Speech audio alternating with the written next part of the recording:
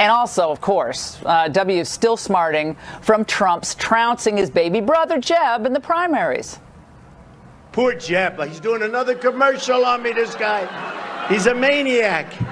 This poor guy, I feel sorry. He's like a lost soul. You know, this poor, pathetic, low-energy guy. Am I talking or are you talking, Jeb? I'm talking right now. I'm talking. You can go back. You're not talking.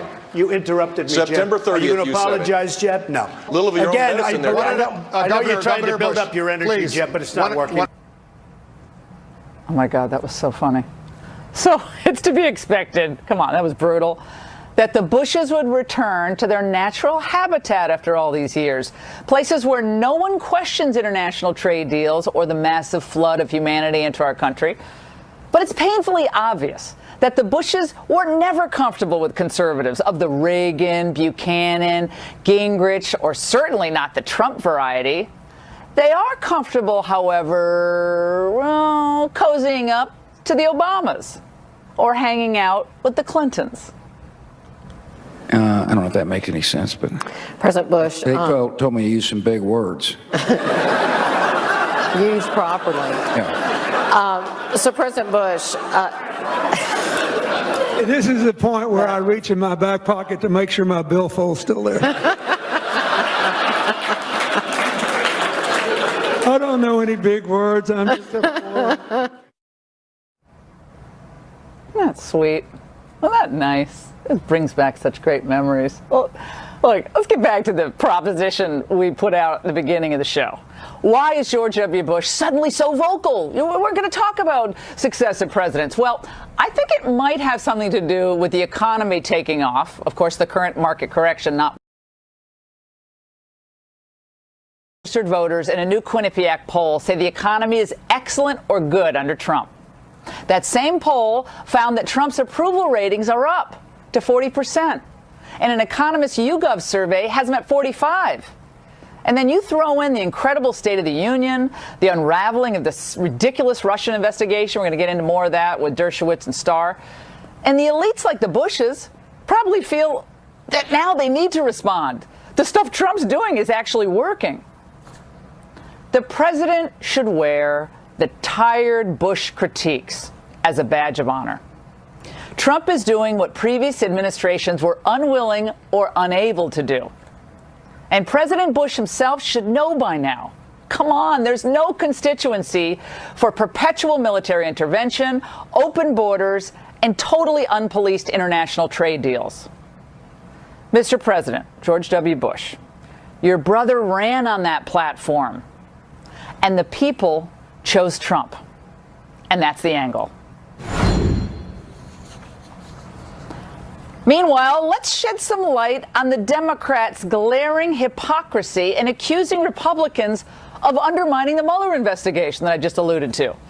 Now, you'll recall Democrats did everything they could to undermine Ken Starr's Whitewater investigation into misdeeds by President Clinton.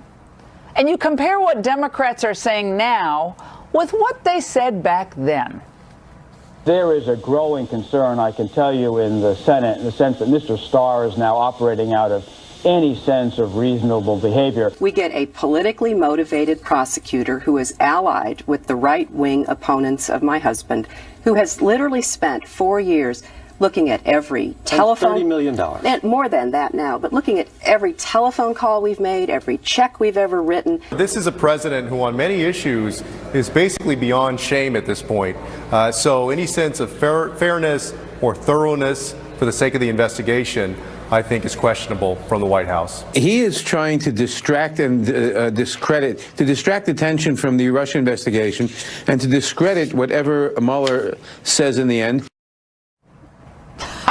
I love that. Let's go to the man who was in the eye of the storm back then. Former independent counsel Ken Starr joins us from Washington, and Harvard Law Professor Emeritus Alan Dershowitz is in Miami.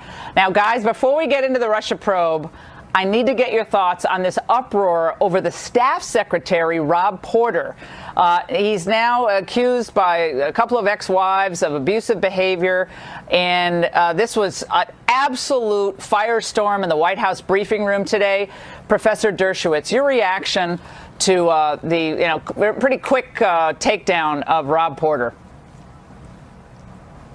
Well, I want to make a more general point. I think anybody who is accused by the Me Too people or anybody else and who denies it should have an opportunity to make their case, to present their argument. Used to be that it was a she said, he said dispute. Now it's a she said and you can't even respond dispute.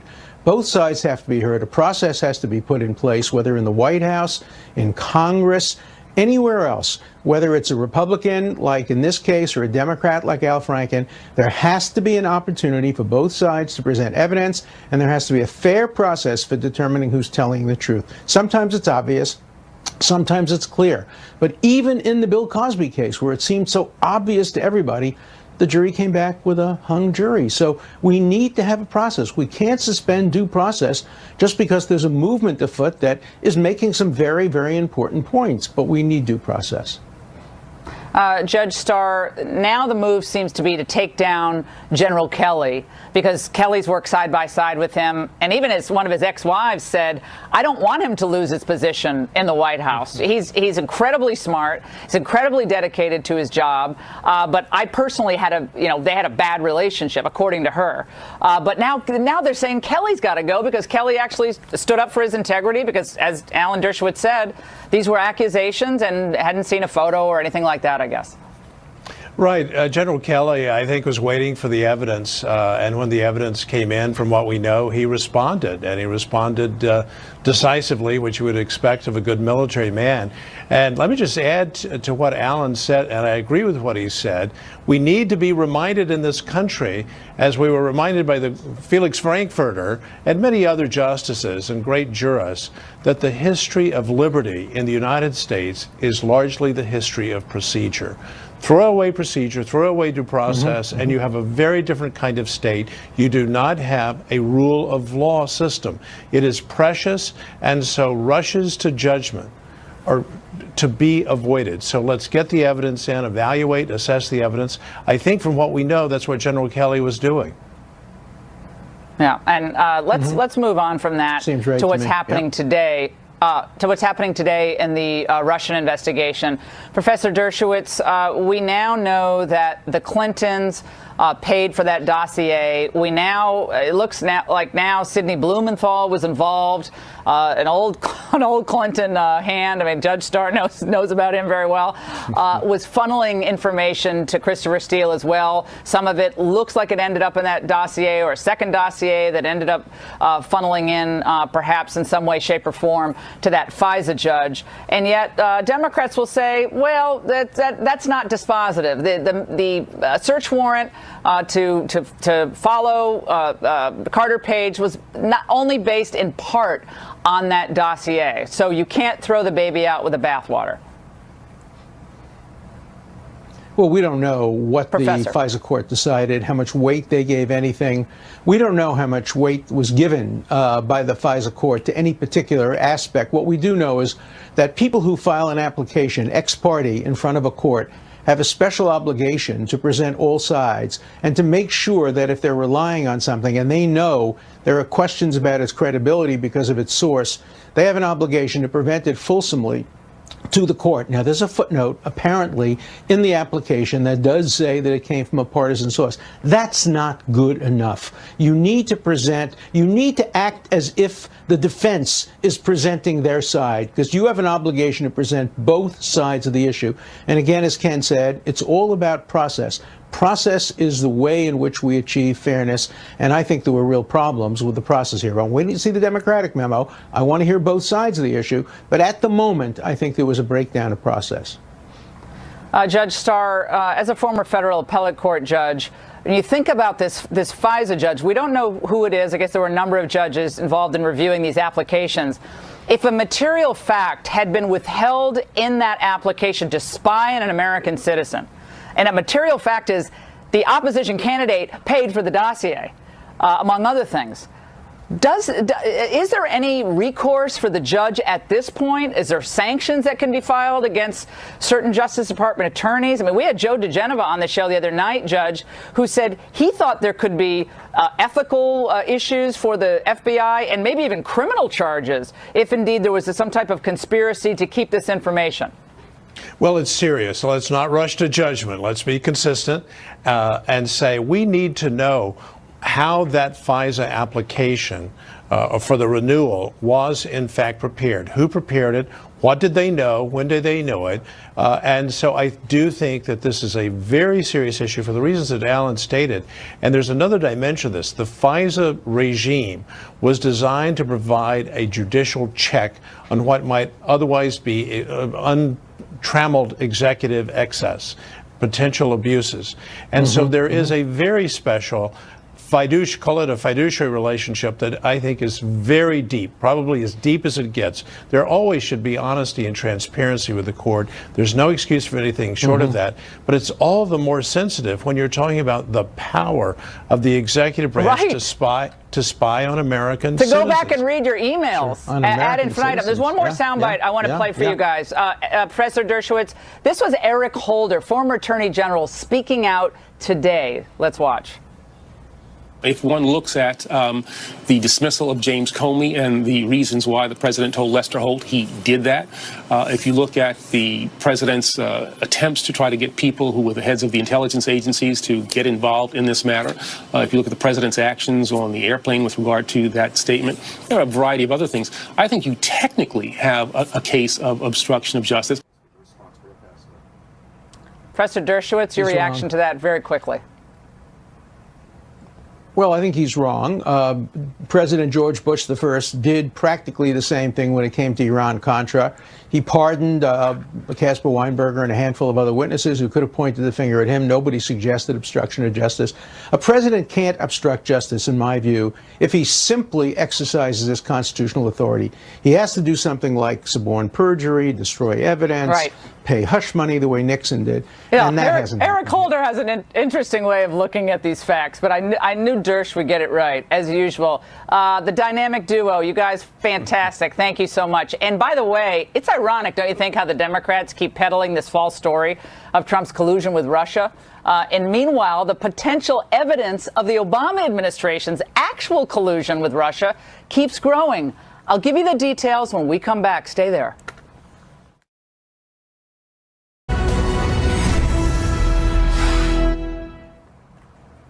An FBI informant is telling Congress that the Russian government paid millions of dollars to influence the Obama administration and then Secretary of State Hillary Clinton to approve the Uranium One deal. Informant Douglas Campbell is now saying that the money was to go from a U.S. lobbying firm that's, by the way, populated from with a bunch of former Clintonistas to the Clinton Foundation's global initiative. And the plot thickens from there. Here's Ed Henry to put this new revelation in perspective for us. Laura, good to see you. Fox has confirmed that this FBI informant, as you mentioned, Douglas Campbell, spent 4 hours behind closed doors Tuesday answering questions from staffers on the Senate Judiciary Panel as well as the House Government Oversight and Intelligence Committees. And he said in private that Moscow paid millions to that U.S. lobbying firm to try and influence then Secretary of State Hillary Clinton, even though she has insisted she was hands off in this deal. This was a major deal during the Obama years that allowed a Russian nuclear energy agency to gain a controlling stake in Uranium One, a Canadian-based company with mining interests in the western U.S. A sweetheart deal in the end that led some Russian officials to tell this informant that the fix was in. The Hill newspaper reporting that Campbell says APCO Worldwide was hired by the Russians to influence the Obama administration, Hillary Clinton in particular, and they spent millions doing it. Victoria Tonsing, a lawyer for the FBI informant, told Fox that the Russians laid the groundwork for this deal after former President Bill Clinton and Frank Justra, a wealthy Canadian philanthropist and investor in Uranium One, went to Kazakhstan in 2006. Justra, a major donor of the Clinton Foundation, says he later sold his stake before the deal went through and 18 months before Hillary Clinton became Secretary of State. Now, she had the final say on this matter, but it first required approval by 9 different government agencies. But the former president received a $500,000 speaking fee, and multi-million-dollar donations flowed into the Clinton Foundation from Justra, which critics have charged was payback. Hillary Clinton has insisted she had nothing to do with approving this and said this in an interview with WABC. I had nothing to do with the decision. Now, that is a fact. I had nothing to do with it. It was delegated to somebody else in the State Department, and 9 people agencies in our government, and then 2 Republican governors had to agree. Now, Clinton's aides have said this was a GOP manufactured scandal, and Democrats on Capitol Hill say FBI officials have privately told them they've lost confidence in this informant. But remember, the Trump Justice Department has sent signals recently that Uranium One and other Clinton Foundation problems are getting new scrutiny, Laura. Oh, thanks so much for that report, Ed. Really helpful. And now let's get some insight into the seriousness of this informant's allegations. And the budget battle, this thing has been wild all day long. I mean, Rand Paul gave an unbelievable speech. We're going to hear about that. Joining us now from New York, I'm so happy he's on. He wrote a great column, by the way. I think it was today. Dan Henniger, deputy editorial page editor of the Wall Street Journal. Dan, it is so good to see you. Before we get to the budget fiasco on Capitol Hill, I have to ask you about this Uranium One story, because Hillary Clinton all along has said she had no personal involvement in okaying this deal. She was one of 9 different agencies that had to vote on this from the Committee on Foreign Investment, but she said it wasn't her personal deal. Yeah, she's trying to put some distance between it and her, as are the Democrats, who are now, such as Elijah Cummings, the Democratic congressman, suggesting that the Republicans are raising the issue of Douglas Campbell to distract from the Russian investigation.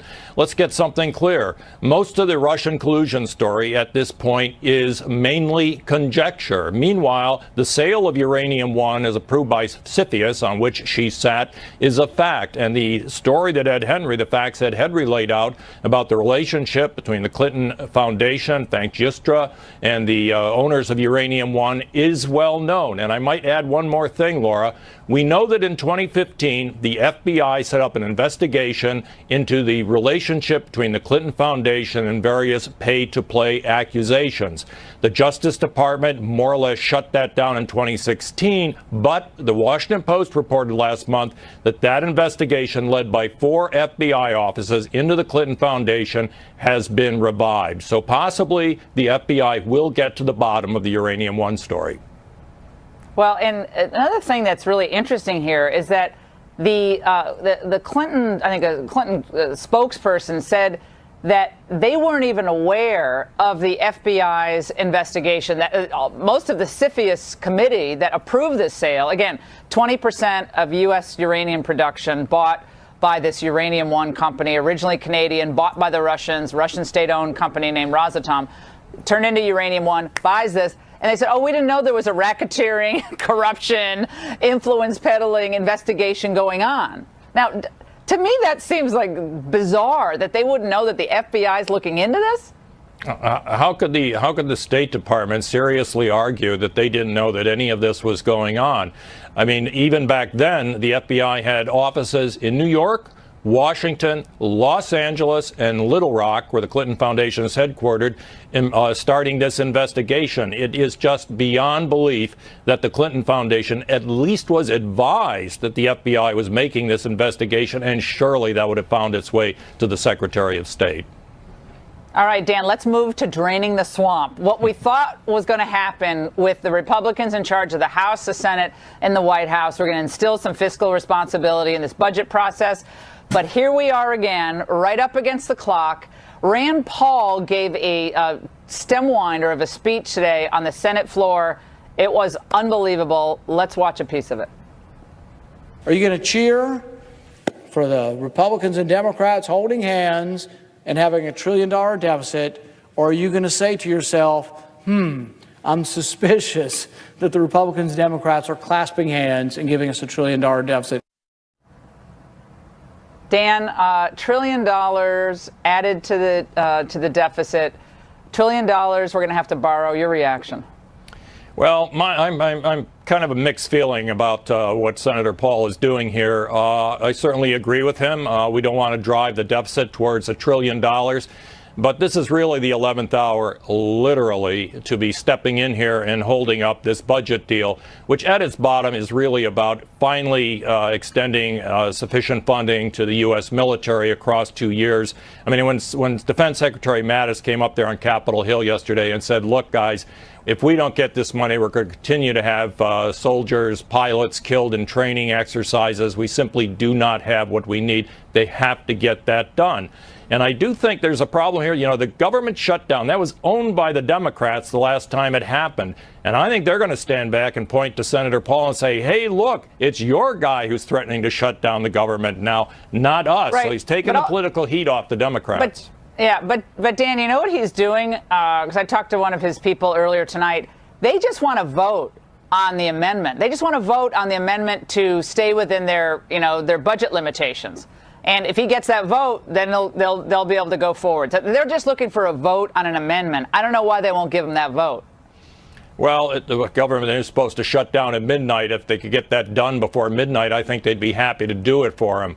But really, the question is not so much the discretionary spending inside this budget. The real problem, as Senator Paul knows, is the entitlement spending, Social Security, Medicare, and Medicaid.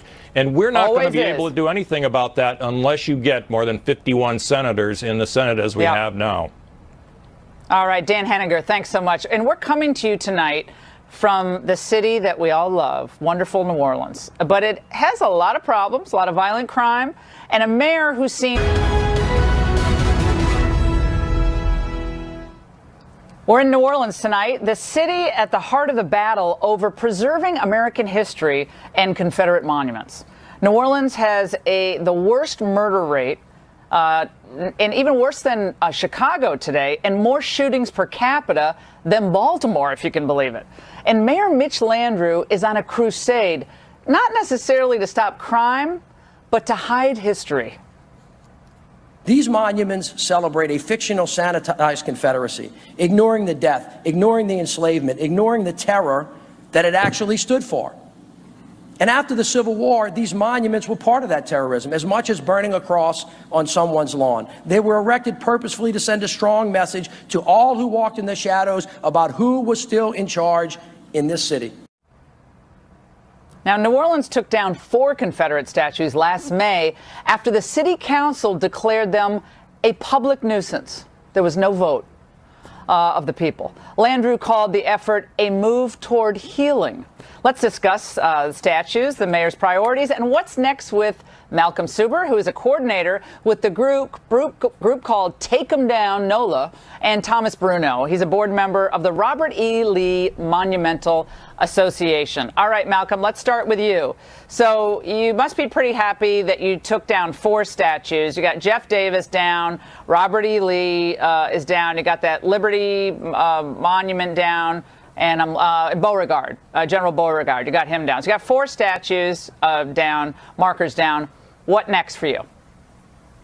Well, our name is Take 'em Down NOLA, and we want to take them all down. There are more than 20 more statues that are dedicated to white supremacy in the city of New Orleans. We have hundreds of streets named and parks named for Confederate and white supremacists. And so we want to wipe the slate clean. And we have challenged the mayor from the very beginning, don't do a half job, let's do the whole job. If you really believe... Yes. Square is, that is New Orleans, Jackson Square. Do you say that Jackson Square? Jackson Square is not New Orleans. Used to be the Place d'Or. No, it's not New Orleans. Okay, so do you want Andrew Jackson to be eradicated from New Orleans and the New Orleans understanding? So Jackson's down. Okay, let's move on. Would you like Thomas Jefferson? Anything related to Thomas Jefferson? Thomas Jefferson has to go. George Washington has to go. Okay, who else? Who else is left? I got Is Madison okay? Is James Madison okay with you, or no? He's not okay. On the fence about him? He's not okay. If he was a slave owner, he's not okay. Okay, so we need to rename Washington, D.C., correct? Yes, I would do that. Okay, rename Washington, D.C. Got it. That's not for me to determine. That's for the people in Washington, but that's what you want. No, we need to know. We need to know, Malcolm, where you're really coming from. We need to know where you're coming from, and we've just established it. Thank you very much. Let's move on to Thomas. Thomas, time for you to talk now. Hold on, my friend. We got it. White supremacy. We got it. Let's go to Thomas. Thomas, what's your sense on this? Well, Laura, thank you for having me, first of all. And I would just like to say I love the fact that Malcolm wants to allow Washington, D.C. to vote on the name of the capital. Why didn't he allow us to have a vote in New Orleans on the removal of the monuments? The mayor, the city council decided for themselves on this issue. Hold on, let him speak, please, Malcolm. Let him speak. Thomas, Malcolm, my friend, you must let the other guests speak. It is rude. Please let Thomas speak. Thank you. Go ahead. Okay, so Malcolm says that these statues represent white supremacy. I'm not in a position to tell Malcolm what he should think about these statues. These are pieces of art. Folks are free to make their own interpretation of what they mean or don't mean. There are a variety of different ways of looking at these pieces. For him to say that these are this way and that anyone who disagrees with that is wrong, to me is absurd. These are pieces of art. They're created in a manner in which there are multiplicity of ways of looking at them. And when historians look at these pieces of art, they have a variety of different ways of interpreting them. When I've been around these pieces of art all of my life, and it never occurred to me for 1 second that they were symbols of white supremacy. In fact, Mitch Landrieu himself said when Winton challenged him to take down those statues, Mitch said, "What are you talking about, Winton? I don't know. I don't know what you mean, but these statues mean white supremacy." The reason that Mitch did not understand that is because a lot of folks in this city do not see the statues that way. Okay, let's go back to Malcolm. Malcolm, a lot of folks. Malcolm, hold on. Malcolm, I had whether or not these things are offensive to black people, and when these statues were put up, black people were not even until the last consulted. I don't know what 2 or 3 years. And I've come to New Orleans on and off for the last 20 years. Until the last about 2 years, I hadn't heard anyone talk about the statues in Charlottesville, in New Orleans, in New York, and I hadn't heard anyone until mostly outside agitators came in and said, guess what? History has to be eradicated. We have to rename every federal building. We have to completely change history in context, and we have to get rid of it all. Laura, until the last couple of years, had never heard it. This is the fundamental problem, because what's happening in our city is that one group of people is deciding for everyone else how we should think about a piece of art. This is to me the most frightening occurrence of this whole thing. With black people when these things were put up, and they put them up without any input whatsoever from the black community. And now that we have reached the majority, it is up to us to decide what. Then Malcolm, you're right. Malcolm, I completely agree. Malcolm, you're not going to believe this, but I agree with you. It's up to the people to decide. And if the people decide they want to remove the monuments, that's the will of the people. Don't ram it through at night and remove the statues and put them in a place. We don't even know where those statues are. As far as I can tell, we don't even know where those statues are. Is that right, Thomas?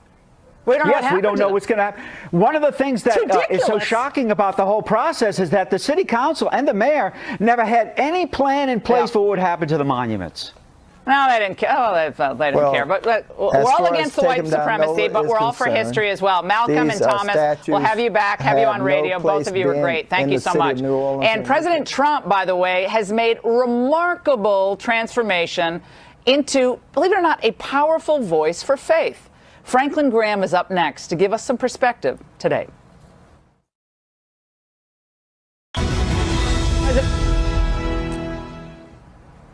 President Trump delivered a powerful speech at the National Prayer Breakfast in Washington this morning.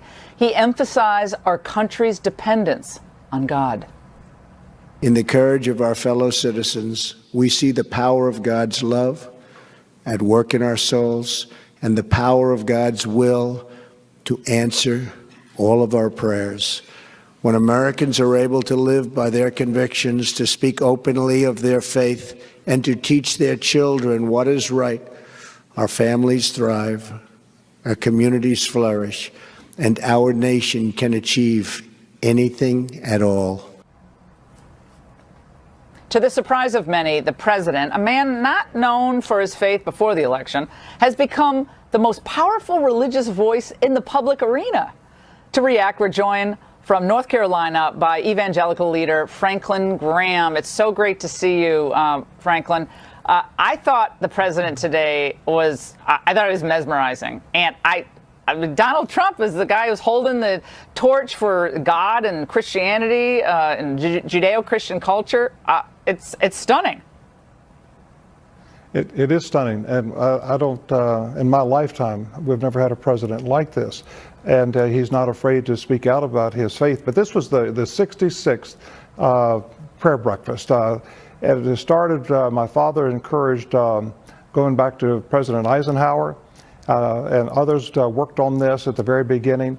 And every president since Eisenhower has come to this breakfast, and it is a bipartisan breakfast put on by Republicans and Democrats. And they work together, and these are men and women of faith who come together in a bipartisan way to put on this breakfast. And it shows you that Washington can function, and we need more Christians in Washington. We need more. Could you imagine if the majority of the House and Senate were God-fearing men and women, that they could argue their points, but at the end of the day, they would come together and work for the good of the all-American people. We need men and women in Washington who believe in God, who believe in His Son, Jesus Christ, who took our sins to the cross, who died for our sins, who God raised to life. We need more men and women like this. And last year, I went across this country to every state capital, asking people to pray for this country and encouraging Christians to run. And I didn't tell them what party to run for. They could be Democrats, they could be Republicans, but we need Christians at every level of government. And when Christians come together, this is what you see at the prayer breakfast. They come together and they work together. It was a great thing, Laura. I was glad to be there. At one point, the president talked about how a year earlier he had asked for prayers for, I believe it was a little girl who was very, very ill. And he said he was overwhelmed. I heard from others he had been overwhelmed by the response, the prayer that had come in for her. And he reported that, she was doing much better. That was just a small moment. But I personally, I felt the power of prayer at very difficult times. And the left doesn't understand this, Franklin, because they say, well, look, he's been married all these times, and look, he can have a foul mouth. He said these things in the past. How can this flawed man be this evangelical and Catholic, a leader in a way? I mean, how does that happen? How does God use people like that? And your response would be? Well, Donald Trump is not a perfect person. And I'm certainly, I'm not a perfect person. And I would hate for somebody to hold me up as being the greatest example of the Christian faith or the Christian life. I've got many failures in my life, and so does Donald Trump. But that doesn't stop me from believing in God and believing in His Son, Jesus Christ. And Donald Trump believes in God. And he believes in God's Son, Jesus Christ. And I appreciate the fact that he doesn't run away from his faith. And he's willing to stand up in front of the whole world and let the world know where he stands. And he appreciates people praying for him. Yeah. We need to pray. We're commanded to pray for all those that are in authority, Laura, all of them. When Donald Trump won the presidency, he became my president and your president, and we need, God orders us to pray for him. Franklin Graham, it's so great to see you. Thank you so much for joining us. And by the way, Nancy Pelosi's pandering knows no bounds. Up next, we're going to look at how she used her grandson to advance her own divisive racial agenda. Don't go away. Now, you would think Nancy Pelosi wouldn't stoop to using her own flesh and blood as a prop to push her radical agenda in racial politics, right? Think again. I'm reminded of my own grandson. He had a very close friend whose name is Antonio, who's from Guatemala, and he has beautiful tan skin, beautiful brown eyes, and the rest. And this was such a proud day for me because when my grandson blew out the candles on his cake, they said, "Did you make a wish?" And he said, "Yes, I made a wish." He said, "Well, what is your wish?" He said, "I wish I had brown skin and brown eyes like Antonio." So beautiful. So beautiful.